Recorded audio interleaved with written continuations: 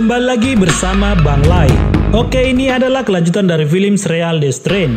Buat teman-teman yang baru saja bergabung, Bang Lai sarankan untuk menonton part sebelumnya terlebih dahulu agar tidak kebingungan dengan alur filmnya, di mana part sebelumnya ada di bawah deskripsi. Dan jika teman-teman suka dengan channel ini, jangan lupa untuk subrek dan bunyikan lonceng notifikasinya. Dan inilah The Strain.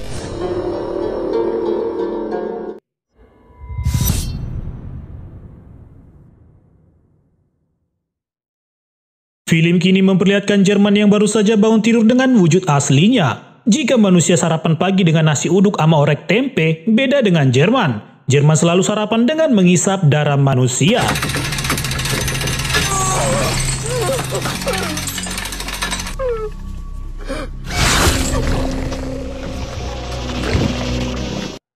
Sementara, di rumah mantan istri Ed telah datang dua orang anggota FBI untuk menangkap Ed yang diindikasi telah membunuh pilot pesawat. Namun mantan istrinya berkata bahwa ia tidak tahu keberadaan Ed saat ini. Terlebih Ed belakangan ini tidak dapat dihubungi. Kemudian datanglah suami baru dari mantan istri Ed mengambil kartu nama dari agen FBI tersebut. Saat Jack anak Ed melihat ayahnya menjadi DPO di laptop miliknya, tiba-tiba saja Ed masuk ke dalam rumah dan menyuruh mantan istrinya untuk mempersiapkan diri mereka agar segera keluar dari kota tersebut. Sementara, suami baru mantan istrinya terlihat menghubungi pihak FBI. Ed kemudian menjelaskan bahwa saat ini telah terjadi wabah yang begitu mengerikan. Ed meminta istrinya membawa anak mereka untuk segera pergi. Namun mantan istrinya tidak percaya akan ucapan Ed. Saat Ed mencoba menjelaskan kembali, tiba-tiba saja agen FBI datang dan segera menangkap Ed dan kemudian membawanya pergi.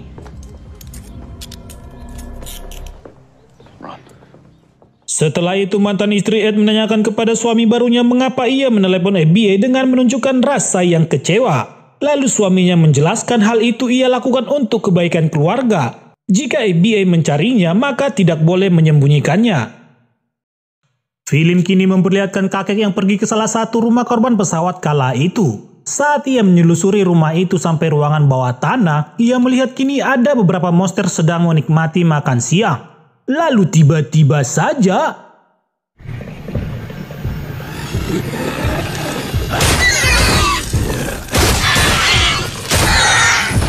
mencium aroma manusia, para monster pun segera mendatangi kakek dengan rasa haus akan kasih sayang melimpah. Namun saat kakek ingin menyerang monster itu, tiba-tiba saja penyakit jantungnya kumat.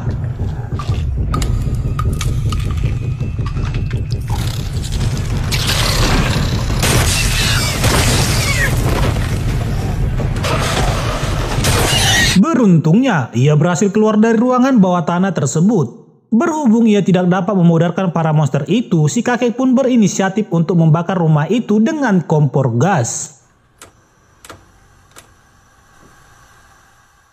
Setelah itu si kakek pun segera pergi menggunakan taksi online. Dan di dalam taksi itu, ia melihat dari televisi bahwa Ed kini telah ditahan oleh pihak FBI. Film berpindah kepada Togar yang sedang latihan tinju di sasana kucing liar. Saat ia berlatih, tiba-tiba saja datang seorang lelaki utusan dari Jerman, di mana lelaki itu memaksa Togar untuk segera ikut bersamanya. Togar pun mengikuti lelaki itu bersama sahabatnya si Gembul. Sesampainya di hadapan Jerman, Jerman pun kembali memberikan tugas kepada Togar untuk mengambil jenazah yang dibekukan di salah satu rumah sakit dan menyuruhnya untuk membuang jasad tersebut. Namun Togar menolak hal itu, karena ia sudah tidak ingin bekerja di bawah Jerman. Saat Togar ingin pergi, Jerman mengatakan bahwa akan membayar dengan uang $800 serta status imigran gelap ibunya akan diputihkan. Berhubung karena Jerman selalu membawa nama ibunya, Togar pun langsung memberikan bogeman mentah kepada Jerman.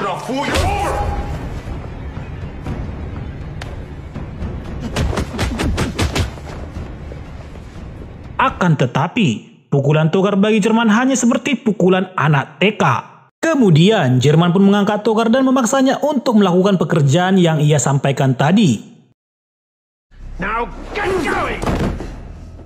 Esokan harinya Togar dan Gembul pun dijemput oleh seseorang. Dan ternyata yang menjemput mereka adalah Jim. Singkat cerita, akhirnya mereka berhasil membawa mayat tersebut dan segera akan membuang ke dalam sungai. Namun ternyata si Gembul penasaran dengan isi kantong jenazah itu. Dan saat membukanya,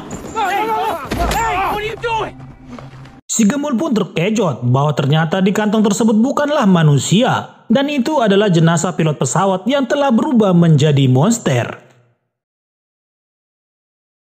Di tempat berbeda kini Tunggul telah sampai di kantornya, namun ia tidak menemukan siapapun di tempat tersebut, sampai akhirnya ia pergi ke salah satu ruangan yang gelap tanpa pencahayaan. Saat lebih jauh masuk ke dalam ruangan itu, ia pun melihat bosnya sedang duduk lemas tak berdaya bagaikan seorang yang baru saja diselingkuhi. Dan saat Tunggul memanggil namanya, tiba-tiba saja... You alright?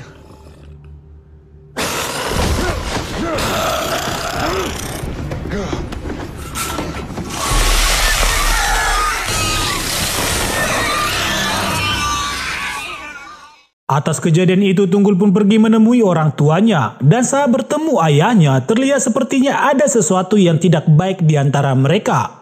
Tanpa basa-basi Tunggul pun menyuruh ayahnya dan ibunya untuk pergi meninggalkan kota, karena telah terjadi wabah yang sangat membagongkan. Mendengar perkataan Tunggul, ayahnya pun berkata bahwa karena sibuk dengan pekerjaan menangkap tikus, kini pikiran Tunggul juga menjadi gila. Sebenarnya Tunggul ini adalah anak yang pintar dan pernah mendapat beasiswa untuk kuliah di salah satu universitas bergengsi. Namun Tunggul menolak hal itu dan memilih untuk menjadi ahli pertikusan.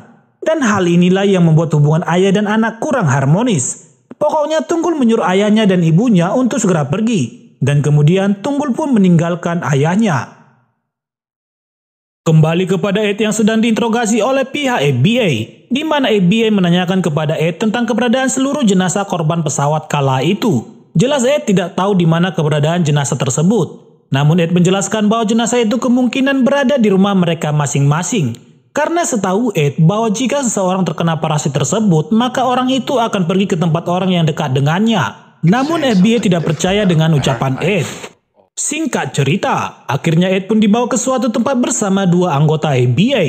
Namun saat di jalan terjadi kemacetan parah. Karena gerhana matahari sedang berlangsung. Orang-orang memilih memberhentikan kendaraannya untuk menyaksikan gerhana matahari. Dan di tengah kemacetan terlihat seorang yang telah berubah menjadi monster menyerang salah satu pengendara. Melihat hal itu, agen FBI ini pun segera pergi untuk mengamankan keadaan. Namun saat agen FBI ini mengacungkan senjatanya, tiba-tiba saja...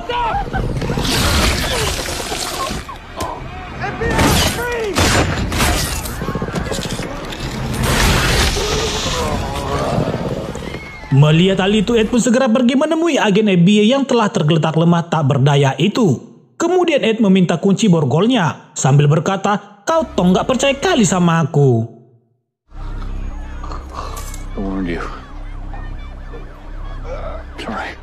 Singkat cerita, akhirnya Ed pergi menemui si kakek di kediamannya.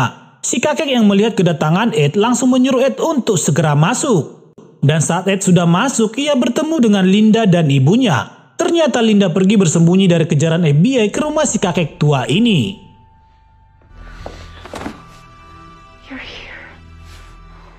Di tempat lain kini terlihat suami mantan istri Ed sedang memikirkan bagaimana cara untuk meminta maaf kepada istrinya. Namun saat memikirkan hal itu, tiba-tiba saja ia mendengar rekannya berteriak meminta tolong. Dan saat ingin mengetahui siapa yang melakukan hal itu kepada rekan kerjanya, sementara Togar dan Gembul yang telah selesai mengerjakan tugas, mereka pun berjalan di tengah kota. Namun tiba-tiba...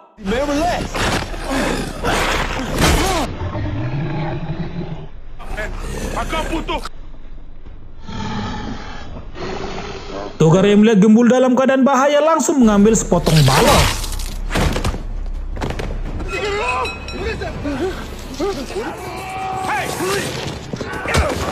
Dan pada akhirnya mereka pun ditahan pihak polisi yang kebetulan sedang melakukan patroli. Di kediaman Hindun menelepon suami Jessie dan menyampaikan bahwa saat ini keadaan Jessie sangat memprihatinkan dan meminta ia segera pulang untuk melihat keadaan istrinya. Hindun juga mengatakan bahwa saat ini anak mereka sedang berada di rumahnya.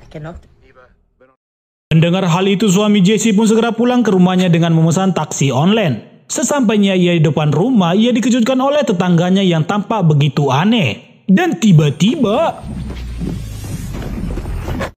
melihat hal itu, ia pun segera berlari masuk ke dalam rumah. Dan saat ia memanggil nama istrinya...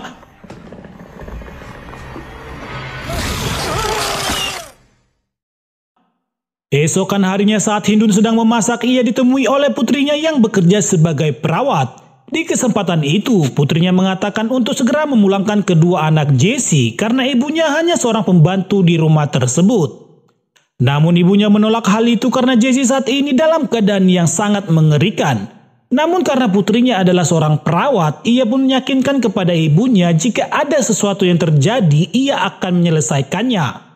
Singkat cerita, akhirnya Hindun putrinya dan kedua anak Jesse sampai ke rumah. Saat putri Jesse berlari ke ruangan tamu, ia pun berteriak kencang. Ternyata itu adalah ayahnya yang sudah modar dan yang akan segera berubah menjadi monster. Melihat hal itu, Hindu segera mengajak mereka untuk segera meninggalkan tempat tersebut. Namun tiba-tiba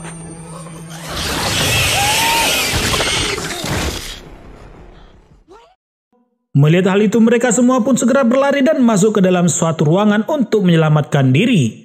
Akan tetapi, Jesse dan suaminya yang telah berubah menjadi sosok mengerikan itu segera dapat menemukan keberadaan mereka. Jesse yang telah berubah menjadi monster langsung memecahkan pintu kaca agar ia dapat memangsa mereka. Dan saat ingin mengeluarkan tentakelnya, tiba-tiba saja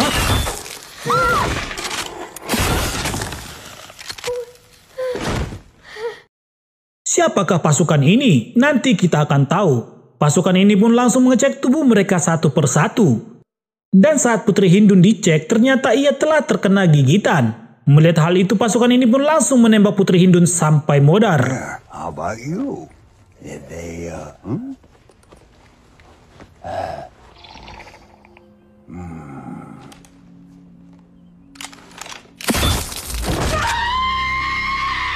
Do not touch her.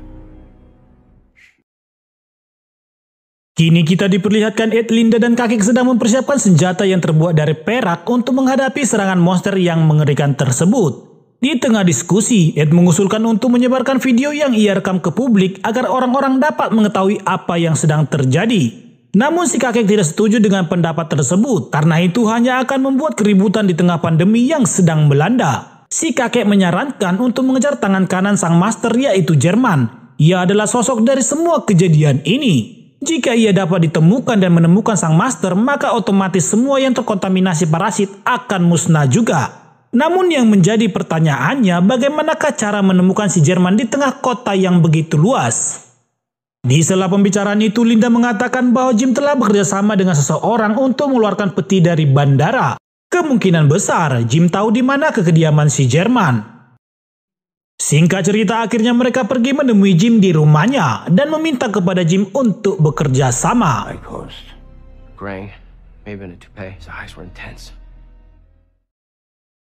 Di hari yang sama di tempat yang berbeda, Jerman pergi menemui Palmer yang saat ini dalam keadaan semakin tidak sehat. Di kesempatan itu, Palmer mengatakan bahwa ia mendapat rekaman suara dari Jim yang mengatakan bahwa kapten pesawat yang ia ambil dari rumah sakit saat ini ada bersamanya. Ia tidak membuang mayat tersebut. Dan jika ingin mengambil mayat itu, Jim menyuruh Jerman untuk datang ke sebuah stasiun kereta api dan membawa sejumlah uang sebagai tebusan. Namun Jerman tahu bahwa itu adalah sebuah jebakan Jim untuk mempertemukannya dengan si kakek. No problem. I'll take care of it.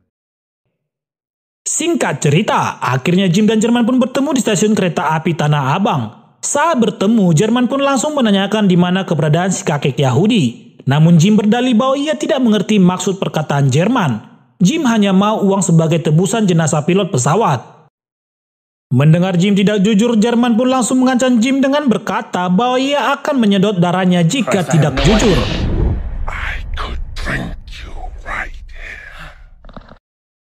Berhubung Jim ketakutan, ia pun menyuruh Jerman melihat di sekitarnya, di mana saat ini banyak polisi berkeluyuran.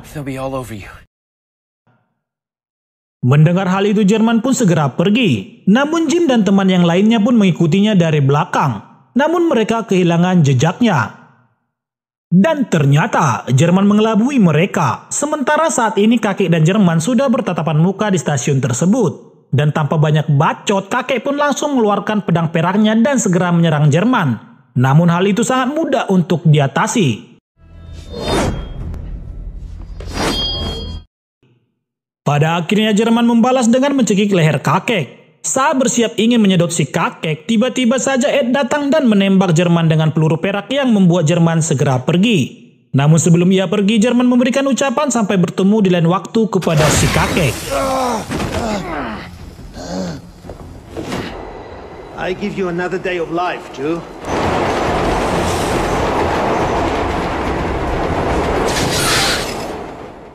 Film berpindah kepada Togger yang kini dimasukkan ke dalam jeruji besi. Dan terlihat saat ini sahabatnya si Gembul dalam keadaan sakit akibat dari parasit yang masuk ke dalam tubuhnya. Oleh karena itu, ia meminta kepada sipir untuk membawanya ke rumah sakit. Namun hal itu ditolak oleh sipir untuk sementara waktu.